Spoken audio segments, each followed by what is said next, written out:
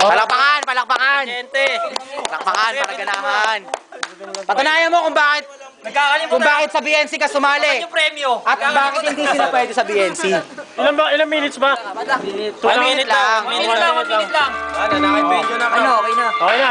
Go. Ilang minutes yan? Ilang minutes? 1 minute lang. Yeah. 2 block ko, ayan o, 2G o, 2G. Simula na yan. Yeah. Check it. Yo.